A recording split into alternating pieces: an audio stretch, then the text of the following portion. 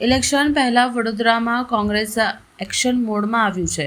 Slum વિસ્તારમાં EVM demonstration દ્વારા મતદારોને કરાયા જાગૃત કાર્યક્રમ યોજાયો.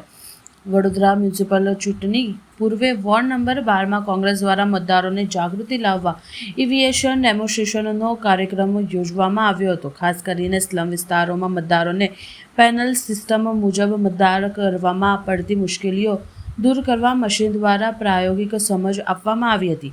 મીડિયા સાથે વાતચીતમાં ઉમેદવારોએ જણાવ્યું હતું કે ઘણા વર્ષોને મતદારોને કયું બટન દબાવવું જેની સમજ નથી હોતી. તેમની અમારી ટીમ ઘરે ઘરે જઈને તાલીમ આપી છે અને ભારપૂર્વક જણાવ્યું છે મતદારોએ ધર્મના નામે નહીં પરંતુ રસ્તા, પાણી અને ગટર જેવી પાયાની સુવિધાઓ પર કામ કરનાર લોકોને જોઈને મતદાન કરવું જોઈએ. આ અભિયાન મુજબ ઉદ્દેશ્ય વધુમાં વધુ મતદારોને જાગૃતિ લાવવાનો છે. વધુમાં કોંગ્રેસના પ્રમુખ રાકેશ પટેલે જણાવ્યું કે આજે અમે વોટિંગ મશીનના ડેમોનું રાખ્યું તો પ્રોગ્રામ રાખેલો છે.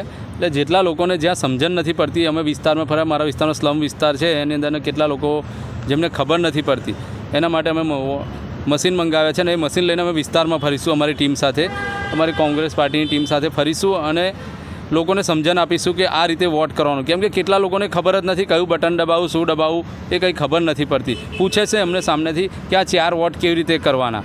એટલે એમને સમજણ આપશે કે પેનલમાં વોટ કરવાના હોય છે, 2 મહિલાને કરવાના છે, 2 પુરુષને કરવાના હોય છે, એ રીતે વોટ કરવાના હોય છે. એ રીતે સમજણ આપીએ છીએ વિસ્તારમાં. એટલે આજે અમે આ વિસ્તારમાં સમજણ આપીશું અને બધે ફરીશું એટલે લોકોને આમાં જાગૃતતા આવે વોટિંગ માટે.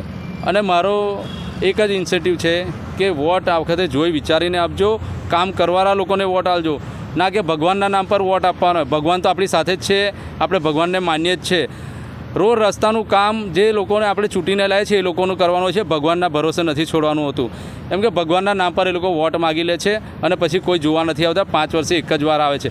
આ વખતે ભગવાનના નામ પર વોટ ના આપતા અને આપણી જે પ્રાથમિક જરૂરિયાતો છે, રોડ રસ્તા ગટર, એ જ છે આપણી જરૂરિયાતો. પ્રાથમિક જરૂરિયાતો રોડ રસ્તા ગટર, પાણી, સ્ટ્રીટ લાઇટ, આ બધી સમસ્યા જે આપણને નિરાકરણ લાવી આપે એમને વોટ આપજો.